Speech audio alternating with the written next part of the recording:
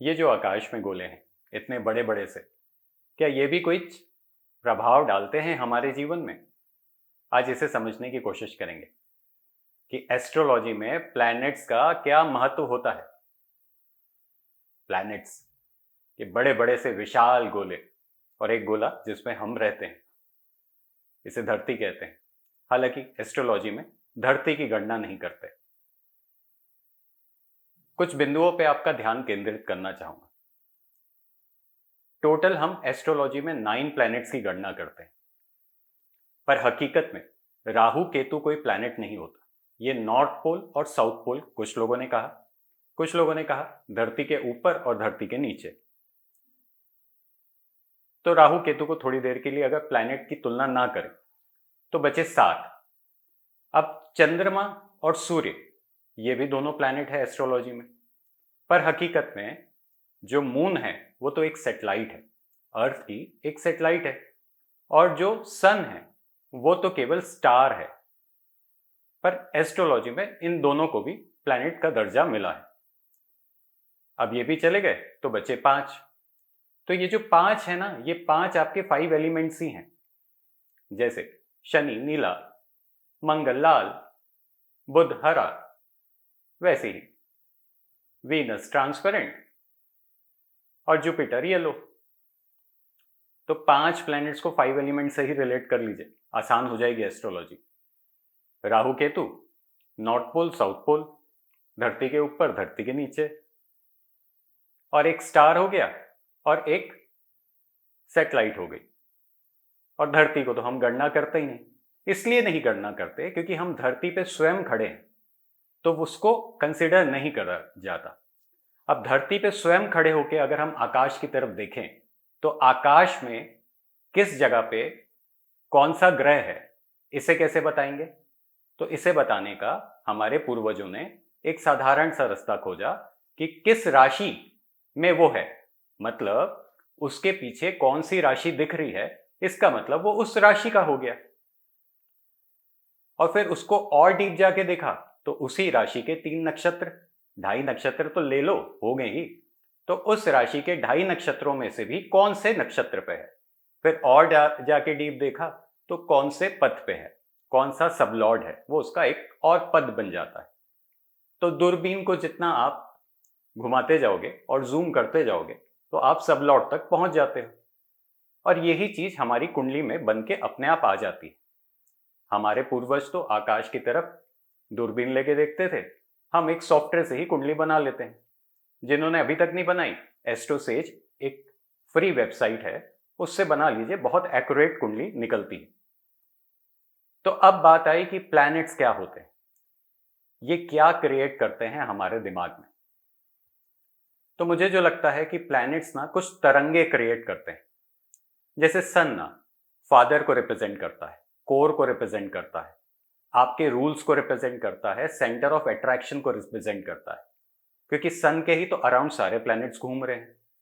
तो सूर्य है आपकी कोर, आपका वजूद, और ये सनातन धर्म भी है जो चेंज नहीं होता। क्यों नहीं चेंज होता? क्योंकि सूर्य जो है अपना पद से कहीं मूव नहीं करता। हालांकि वो भी घूम रहा है पर वो अपने पद से हटता नहीं। उसके पीछे राशियां घूमती है तो हम कहते हैं कि सूर्य अभी इस राशि का है। वैसे ही हमारा मून जो है वह धरती के ही रोटेट करता है, पर धरती के रोटेशन के वजह से धरती को बैलेंस स्थिति में लाके रखता है। तो चंद्रमा को हम मां भी कहते हैं, ये मदर है, ये आपका सबकॉन्शियस माइंड है।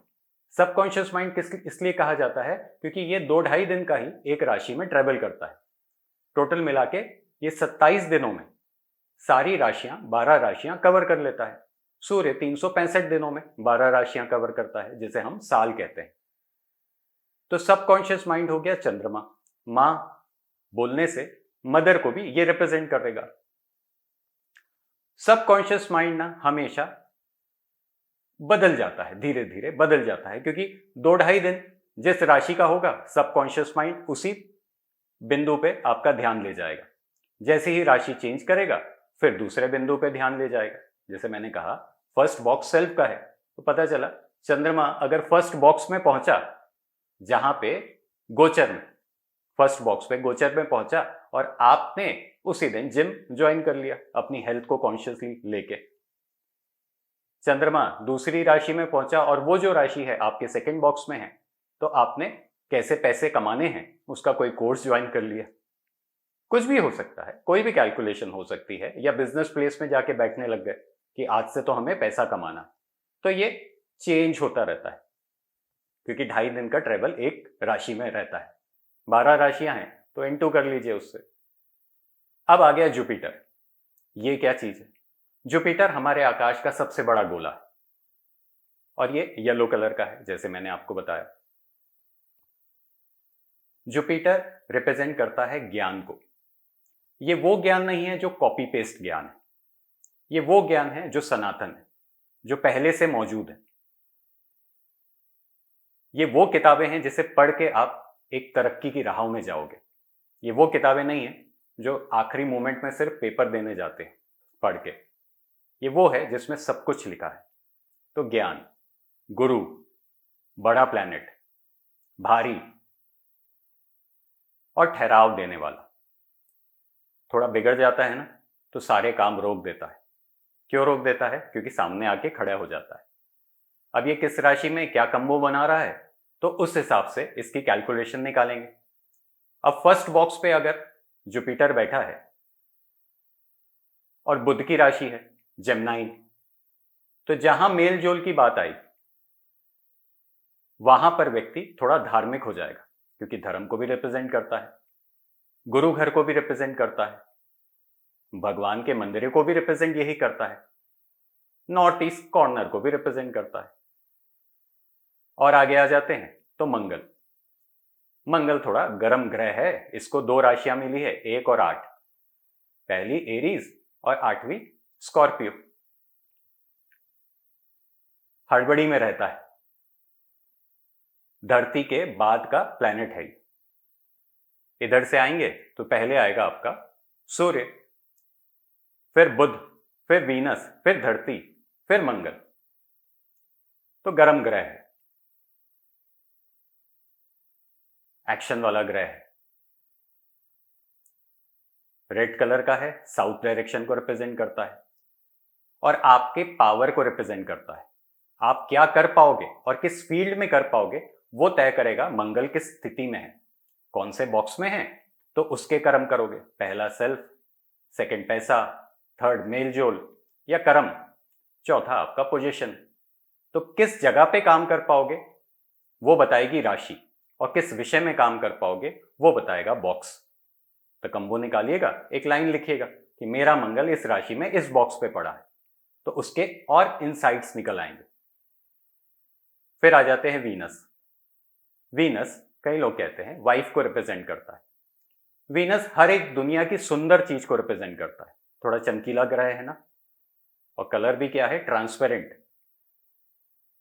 लग्जरी लाइफ को रिप्रेजेंट करता है। कई लोग कहते हैं नौकर चाकरों को भी रिप्रेजेंट करता है, और साउथ ईस्ट डायरेक्शन से कनेक्टेड है ना, तो कई लोग कहते हैं कि पैसों को भी रिप्रेजेंट करता है, आपकी वेल्थ को भी रिप्रेजेंट करता है। अब वीनस किस राशि में होगा वो तय करेगा वीनस की रूपरेखा। अब और आगे आ जाते हैं तो बुध। बुध एक्चुअल में ना इंफॉर्मेशन है। ये वो रिपोर्टर है जो घटना घट गई उसकी रिपोर्टिंग करता है। तो इसलिए मैंने कहा ये कॉपी पेस्ट होता है, ये सेल्फ मेड नहीं होता। और ये भी ड्युअलिटी में रहता है, यहां जाऊं कि वहां जाऊं। इसको 2 राशियां मिली है, 3rd और 6th। जेमिनी मेलजोल की राशि और 6 साफ सफाई की राशि, ऐसे शॉर्ट में समझना चाहें तो। अब सबसे लास्ट ग्रह की बात कर लेते हैं। जो सबसे लास्ट ग्रह है वो है शनि। शनि बहुत ठंडा है। शनि फ्रिज को रिप्रेजेंट करते हैं, शनि अंकल को भी रिप्रेजेंट करता है, और शनि आपके उस एक्सपेक्ट ऑफ लाइफ को रिप्रेजेंट करता है जहां आप सबके साथ रहते हो। एक पारिवारिक ग्रह है। शनि खराब हो जाता है तो थोड़ा सा अलग अलग चीजों में तकलीफ देना स्टार्ट कर देता है। अब शनि कहां पड़ा है वो देखिए, कौन सी राशि में पड़ा है जब आपने जन्म लिया, और किस बॉक्स पे ये कंबो बना रहा है। तो आज लिखने की कोशिश कीजिए। आपको राशियों के बारे में, बॉक्सेस के बारे में और ग्रहों के बारे में मैंने कुछ इंसाइट्स दिए। और इसे आगे आने वाले समय में और एक्सपांड कर लेंगे। वास्तु गुरु जी को ढेर सारा प्यार देने के लिए बहुत बहुत धन्यवाद। राजा हुआ।